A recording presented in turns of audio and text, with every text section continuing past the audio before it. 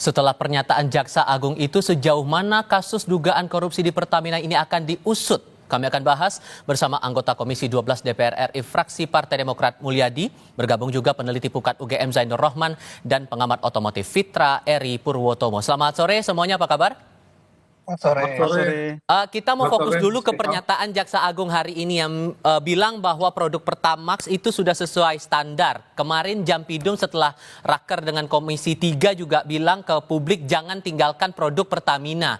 Menurut Anda, Mas Fitra, sebagai konsumen ini sudah cukup memuaskan tidak? Iya, terima kasih. Jadi kasus yang kemarin itu memang sangat mengejutkan masyarakat dan terjadi penurunan drastis kepercayaan ke Pertamina. Seperti kita ketahui, kepercayaan itu adalah sesuatu yang dibangun dengan lama, waktu dan pembuktian bisa hancur dalam sekejap. Nah, dalam posisi kayak gini tentunya sangat naif jika mengharapkan kepercayaan itu langsung pulih begitu saja gitu ya.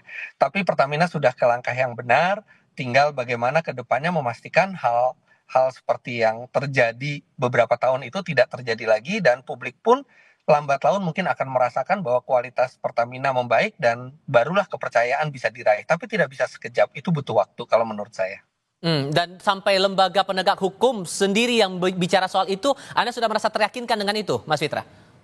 Jadi kalau saya pantau di sosial media gitu, justru banyak yang mempertanyakan kenapa sampai Kejagung yang mengkonfirmasi kualitas Pertamina. Sebenarnya kan kualitas Pertamina itu mestinya Pertamina sendiri yang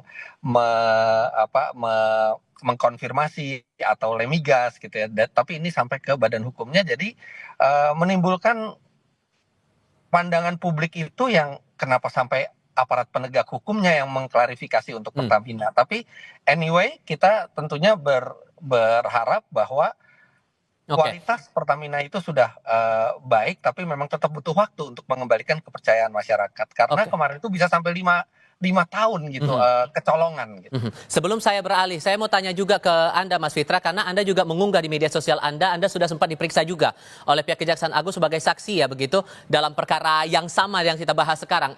Seputar apa saja yang ditanyakan oleh jaksa saat itu? Ya baik, saya tidak bisa memberitahukan detail dari pertanyaan jaksa, tapi yang jelas pertanyaannya seputar keahlian saya di bidang otomotif dan mesin serta pengaruh bahan bakar ke mesin. Jadi tidak terkait dengan tindak korupsinya, tapi lebih ke pengaruh bahan bakar ke mesin mobil.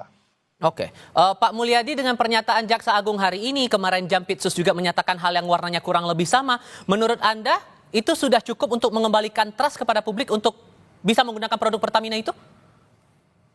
Oh ya, sebenarnya begini. Dari awal kan saya sampaikan bahwa kasus korupsi ini adalah kasus yang terjadi pada 2018 dan sampai 2023. Jadi tempus delicti-nya itu adalah sudah berlalu kan, sudah dari 2018 sampai 2003. Persoalannya di 2025 ini, akibat dari persoalan yang terjadi pada tahun sebelumnya, ini menimbulkan hilangnya kepercayaan masyarakat kepada Pertamina. Ini yang sebetulnya menjadi inti persoalan. Maka dari itu pemerintah dan berbagai pihak meyakinkan bahwa pada saat ini kualitas dari produk Pertamina sudah sesuai dengan spek. Kalau Pertamax RON-nya 92, Pertalite 90. Itu yang sedang disampaikan atau diinformasikan oleh pemerintah. Kalau persoalan korupsi ini masih kelihatannya masih panjang ya. Karena kalau memang itu adalah persoalan korupsi ratusan triliun, tentu ini bukan persoalan kecil. Dan bahkan saya berpikir tentu bukan hanya berhenti pada level pelaku, tentu ada intelektual dadernya. Ada dalangnya di balik itu. Biarkanlah itu menjadi ranahnya penegak hukum, khususnya Kejaksaan Agung, untuk menyelesaikan sampai tuntas, sampai ke akar-akarnya. Siapapun yang terlibat, tentu karena kita negara hukum, tentu akan diproses sesuai dengan peraturan perundang-undan kita. Tapi begini juga Pak, sorry saya potong. Membaca, karena Anda menekankan masalah trust itu tadi, sampai lembaga penegak hukum yang berbicara kepada publik untuk jangan ragukan produk Pertamina, menurut Anda itu perlu? Ya sebetulnya begini, ya ini kan dalam rangka mengembalikan kepercayaan masyarakat. Bahwa saat ini produk Pertamina dapat diyakini bahwa sudah sesuai dengan spek yang ada. Oke.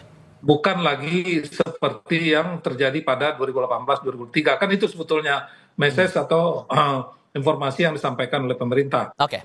Sebenarnya pada saat terjadi 2018-2023 itu kan sebetulnya juga dilakukan pemeriksaan berkala.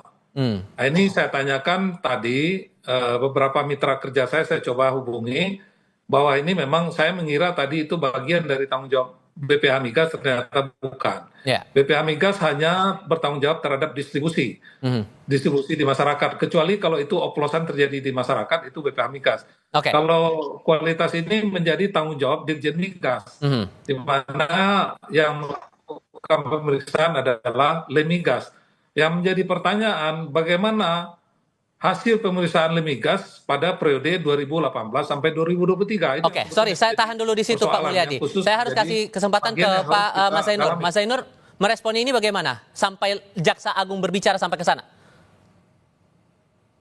Sebenarnya tugas dari Jaksa Agung adalah mendudukkan posisi hukumnya, bukan soal apakah produk Pertamina itu sudah sesuai spek atau tidak. Itu adalah tugas dari lembaga lain, dalam hal ini adalah Dirjen Migas di Kementerian ESDM.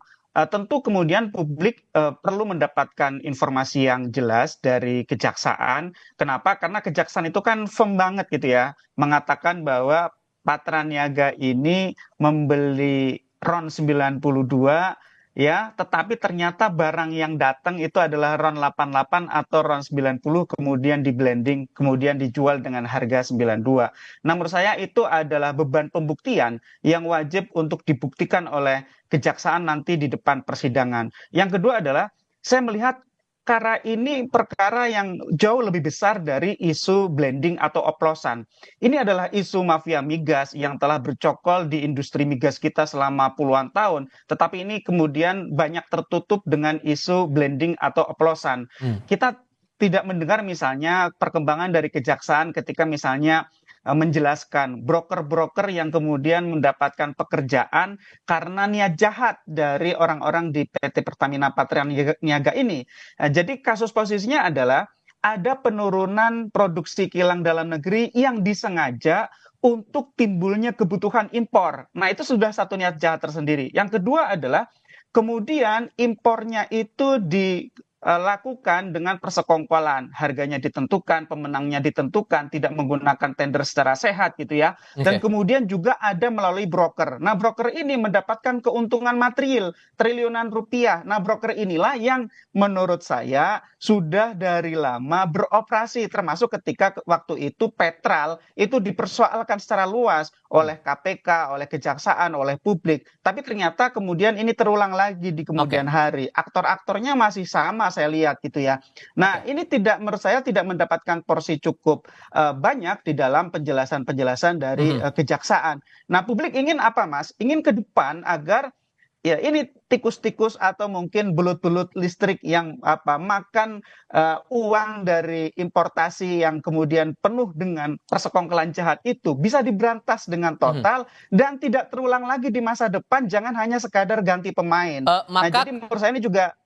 Oke, sorry saya potong di situ. Maka pertanyaannya sekarang, dengan sudah keluar pernyataan itu dari dua pihak, Jaksa Agung dan Jampitsus, dan prosesnya di sisi lain juga tetap berjalan, proses hukum di Kejaksaan Agung, Anda membaca arah pemeriksaan ini bakal kemana kemudian? Tapi jawabnya nanti ya Mas ya, kita lanjutkan di segmen berikutnya, usai jeda berikut ini. Sebelum menyinggung masalah proses hukum, saya kembali lagi ke Mas Fitra. Kalau Anda menangkapnya setelah ada pernyataan seperti ini demi mengembalikan trust konsumen, Mas Fitra, atas produk-produk dari Pertamina ini, cara membangun trust itu harus apa lagi setelah yang dilakukan sekarang? Perlukah untuk buka laporan mungkin atau kotak aduan masyarakat semacam itu, Mas Fitra?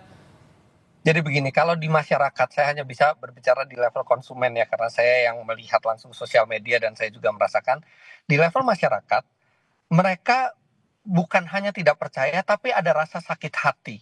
Sakit hati ketika mereka merasa membeli BBM RON 92, mereka beranggapan mereka mau mendapatkan RON 90 walaupun itu di kurun 2018 sampai 2023. Nah, kemudian sakit hati berikutnya adalah korupsi yang begitu besar yang mencapai ratusan triliun, sehingga tidak hanya butuh bahan bakar yang berkualitas sesuai spesifikasi bagi masyarakat untuk dalam tanda kutip memaafkan Pertamina gitu ya, tapi juga dilihat bagaimana pembongkaran kasus ini benar-benar sampai ke akar-akarnya, karena ini bukan semata-mata masalah kualitas bensin saja di publik, tapi ini ada kepercayaan dan kecintaan terhadap Pertamina yang tercederai berat di sini, kalau menurut saya. Oke. So kalau dengan pernyataan yang sudah dikeluarkan Jaksa Agung ini, Mas Zainur, arahnya pemeriksaan atau penyidikan lanjutannya bakal gimana kemudian? Ya, saya sih percaya pelakunya lebih banyak dari yang sudah ditetapkan sebagai tersangka ya, Mas Tifal ya. Ini kan baru 7+2 ya. Padahal ini kan kita tadi misalnya mendengarkan dari Pak Mulyadi, selama ini bagaimana kinerja dari lembaga pengawas, misalnya Lemigas atau lembaga-lembaga pengawas lainnya. Apakah mereka menjalankan tugas dan fungsinya atau tidak? Masa iya kecolongan lamanya 5 tahun? Kalau 5 tahun sepertinya bukan kecolongan lagi gitu kan. Yang kedua, saya pikir ini juga perlu diuji ya, misalnya menurunkan produksi kilang itu kan butuh persetujuan para pejabat. Siapa saja yang kemudian memberikan persetujuan? Kemudian menolak produksi minyak dalam negeri produksi dari K3S. Itu siapa yang kemudian turut serta di dalam permufakatan jahat itu? Jadi kan produksi dalam negeri karena ditolak oleh Patraniaga akhirnya diekspor. Nah, padahal sebenarnya itu memenuhi syarat karena diekspor kemudian ada biaya-biaya dan kemudian untuk impor juga ada biaya-biaya. Nah, semua biaya itu kan kemudian ditanggung oleh Pertamina Patraniaga dan juga akhirnya ditanggung oleh negara dan masyarakat dalam tanda kutip karena ini kan adalah BUMN. Jadi menurut saya ini masih banyak sekali pihak yang harus diperiksa, harus diuji bagaimana tanggung jawab mereka di dalam menjalankan tugas. Dan menurut saya pendekatan yang paling efektif adalah follow the money. Siapa saja yang kecipratan uangnya gitu ya. Ini uang triliunan gitu ya. Jadi bisa ditelusuri gitu ya. Siapapun yang menerima hasil kejahatan harus dimintakan pertanggungjawaban secara pidana. Saya nggak percaya kalau hanya 7 dan 2 orang itu, pasti masih ada pejabat-pejabat lain yang turut serta di dalam kejahatan ini. Karena ini kejahatan berlangsung rapi, bertahun-tahun, kolosal, dalam skala yang sangat besar dan punya dampak yang sangat luas. Sehingga sekali lagi ini memang harus dicabut dari akar-akarnya mafia migas ini, dan sekali lagi jangan sampai terulang di masa akan datang karena ini ulangan dari kasus Petral sebenarnya. Oke, Pak Mulyadi setuju juga atau ada pandangan lain? Saya sebetulnya belajar dari kejadian peristiwa ini. Bagi saya sebagai anggota DPR, khususnya sebagai anggota Komisi 12 yang membidangi sektor energi, ini harus kita jadikan sebagai sebuah momentum untuk melakukan perbaikan dalam tata kelola migas. Jadi artinya apa? Kalau memang ini dapat dibuktikan, nanti bahwa ini ada kerugian yang sampai ratusan triliun, berarti begitu lemahnya tata kelola migas kita sehingga bisa sampai kecolongan sampai ratusan triliun. Maka dari itu, momentum ini kita jadikan untuk melakukan perbaikan sehingga ke depan tidak terjadi lagi dalam jangka panjang hal-hal yang sangat mengejutkan seperti yang terjadi saat ini. Saya sebagai anggota DPR sendiri sangat terkejut dengan kejadian ini sebagai anggota Komisi 12 yang membidangi sektor energi. Kemudian gimana? Ya, silakan, singkat saja Pak, silakan.